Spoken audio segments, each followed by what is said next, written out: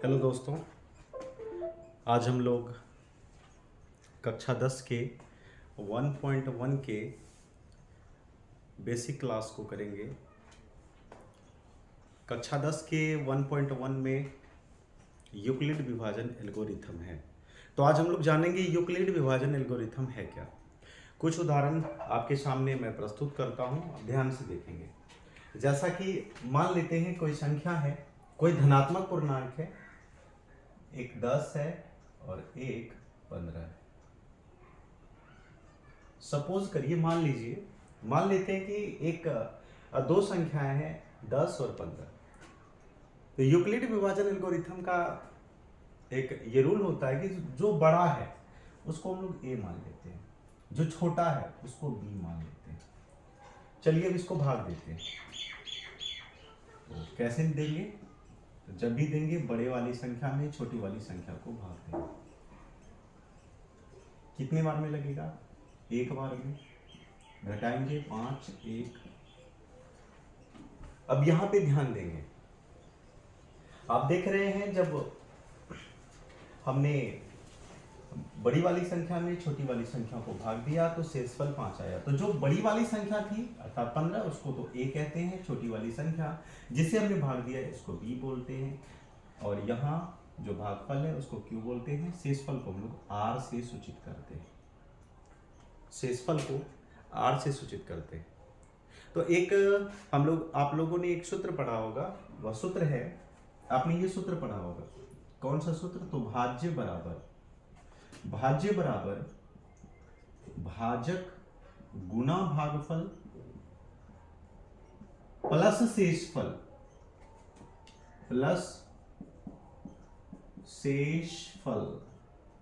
ये आपने पढ़ा होगा। बचपन में हम लोग भाग कैसे चेक करते थे? भाग बना लिया, फिर भाग को कैसे जांच करते थे? तो हम लोग क्या करते थे, यहां देखेंगे कैसे जांच करते थे कि भाजक, मतलब भाजक क्या है जिससे हम भाग देते, तो 10 से भाग दे, तो भाजक गुना भागफल करते थे। भागफल से उसको गुना करके जो शेष आता था उसको जोड़ देते थे। शेष कितना आया? 5।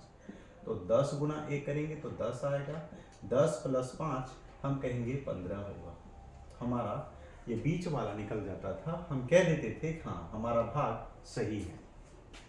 ठीक इसी प्रकार यहाँ है। तो भाज्य बराबर सूत्र होता है, वही सूत्र है। तो भाज्य बराबर भाजक गुणा भागफल प्लस शेषफल, ये होता है। तो भाज्य क्या है? तो भाज्य को हम ए से सूचित करते हैं, तो भाज्य को हम लोग लिखेंगे ए। भाजक क्या है? जिसे हम लोग भाग देते हैं उसको बी से सूचित करते हैं, तो यहाँ लिखेंगे बी। गुणा देंगे। भागफल क्या है? भागफल सब जानते हैं।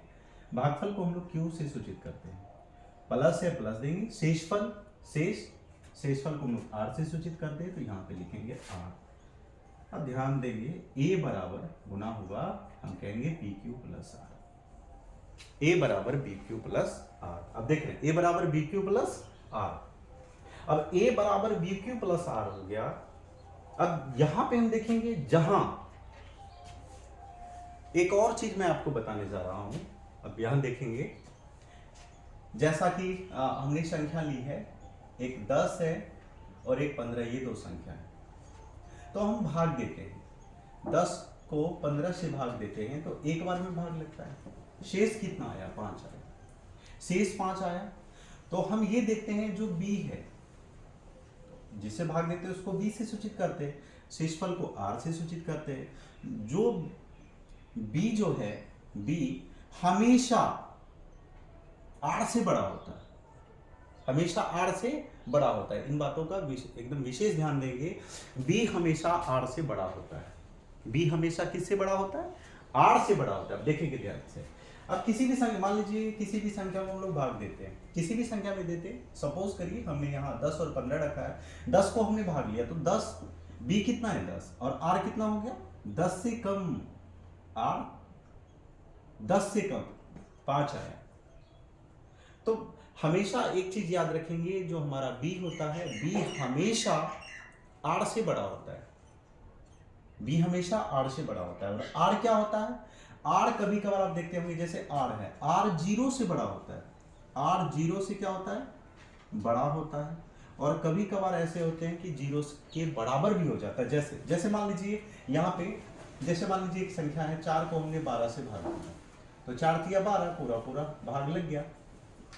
हम पूरा काट भी सकते हैं, या फिर हम यहाँ कह सकते हैं 0। तो r का मान 0 भी होता है जब पूरा पूरा भाग लग जाता है, तो r का मान 0 भी होता है, और r का मान 0 से बड़ा भी होता है। तो हम कह सकते हैं कि r बड़ा होता है 0 से या बराबर होता है। और r हमेशा याद रखिए, r से